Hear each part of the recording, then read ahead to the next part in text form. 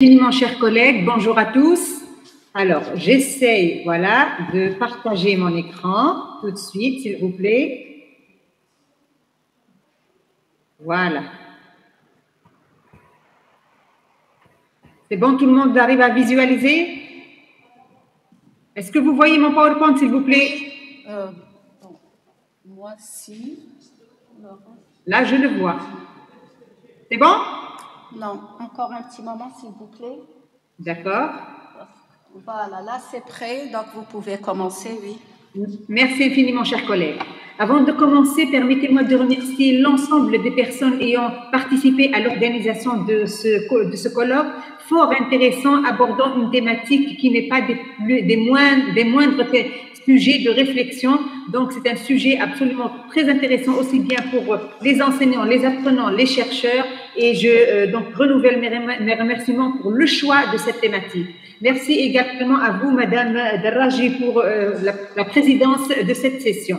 Sans plus tarder, donc, ma communication va mettre le focal sur la nécessité d'un ethos professionnel à l'adaptation de cette nouvelle démarche d'enseignement-apprentissage qui s'inscrit dans la technopédagogie. Nous avons vu que depuis la pandémie de la COVID-19, nous assistons à un essor fulgurant de l'enseignement à distance qui représente en fait une nouvelle forme de formation en ligne, exigeant en retour une reconfiguration de l'agir de l'enseignant et également celui de l'apprenant.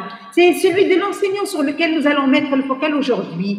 Cette reconfiguration nécessite une organisation et une structuration différente des pratiques professionnelles enseignantes traditionnelles, où nous notons, nous donc vivons une importance accrue de l'aspect technique, mais également de la représentation même de l'éthos professionnel et des compétences technologiques, dans la mesure où ces trois paramètres s'enchevêtrent pour pouvoir être en mesure d'adopter une technopédagogie multidimensionnelle. Trois principaux aspects nous convoquent cette formation. Un aspect disciplinaire, parce que bien évidemment, il y a un contenu à mettre en ligne. Il y a un aspect personnel, parce que ce contenu émane d'un enseignant. Donc, il faut que nous fassions des études sur son ethos professionnel.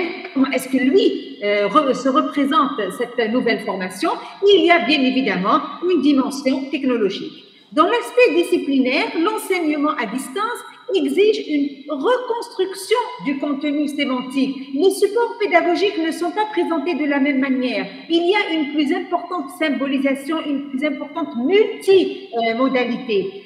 Cette multimodalité, bien cette présentation de l'aspect disciplinaire dépend également de la dimension personnelle, bien socio-professionnelle de l'enseignant.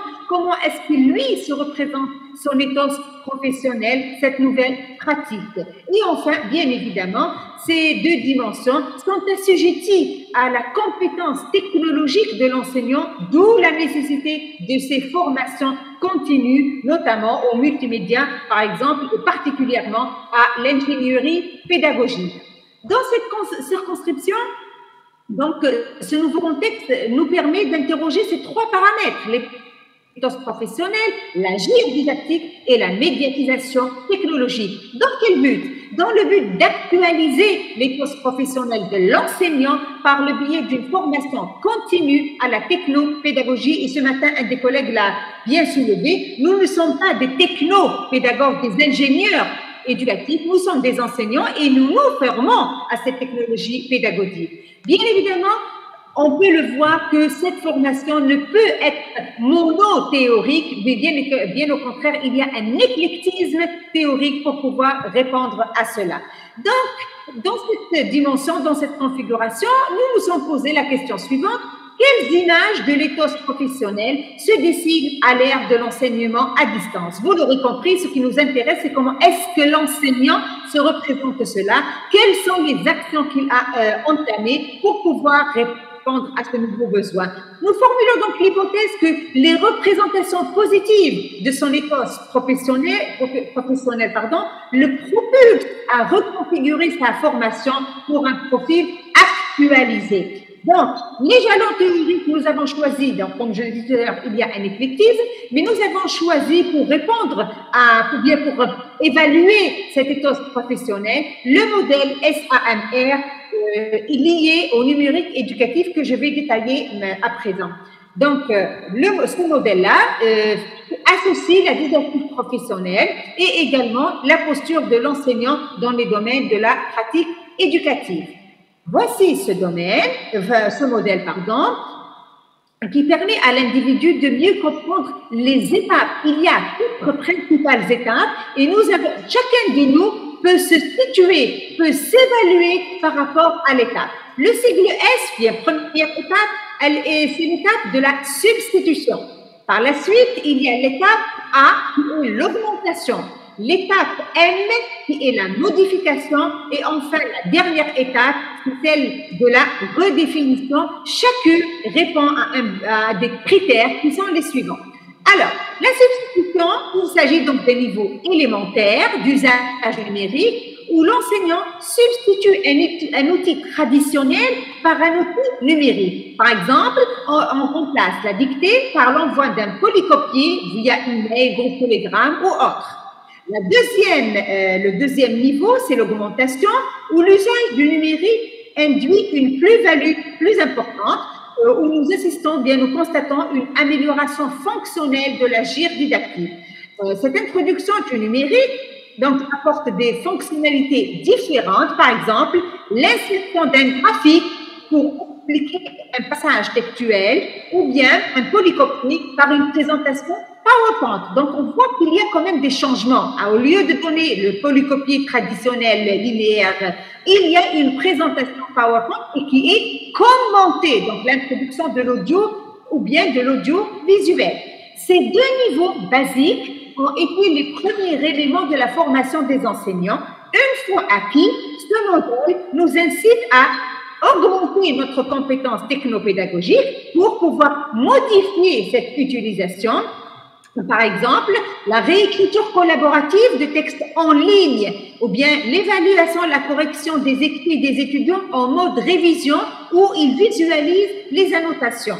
Enfin, le plus haut niveau que propose ce modèle est redéfinition et le niveau redéfinition où là, aucune activité en place ne peut se faire sans le numérique. Par exemple, la transformation d'un roman sous la forme d'une bande-annonce ou bien la création d'un podcast en classe. Nous voyons bien que ces tâches ne peuvent être faites sans la présence du numérique. Bref, ce modèle-là est une grille de référence en 4 étapes qui permet à l'enseignant, donc à chacun de nous, également à l'apprenant, mais en premier lieu à l'enseignant, parce que c'est lui qui va prendre en charge cette formation. Donc, cela va lui permettre de s'interroger sur l'usage des outils numériques en classe et sur la plus-value espérée, parce que l'outil numérique n'est qu'un médium. Quelle est la plus-value pédagogique et didactique attendue dans cette situation? Pour ce faire, nous avons réalisé un entretien semi-directif auprès de 2 didacticiennes, de niveaux, de profils, de formations différentes. Et l'analyse de leur verbatim montre qu'il y a une concordance des représentations de l'éthos professionnel. Nous constatons une motivation intrinsèque qui les propulse à apprendre à intégrer. Cette motivation intrinsèque est liée à leur image socio-professionnelle, à l'image donc de leur ethos professionnel. Cette motivation intrinsèque est elle-même consolidée par une motivation... Chère Noël, vous avez 3 minutes. 3 minutes. Donc, nous voyons bien que de par l'analyse des verbatims, nous assistons à une représentation positive de ces ethos-là qui montre qu'il y a une actualisation par la diversification. Par exemple, la multimodalité est très présente dans leurs travaux. Il y a des innovations pédagogiques. Il y a la mobilisation de différentes plateformes pour répondre aux besoins des étudiants en situation synchrone comme en situation asynchrone, et cela quel que soit le degré d'expérimentation de l'étudiant jeune ou enseignant expérimenté. Donc, je conclue par dire que ces enseignantes ont une représentation positive de leur ethos socio-professionnel qui les a propulsées à réaliser des auto-formations pour prendre en charge leurs besoins. Je vous remercie, Madame la Présidente. Merci.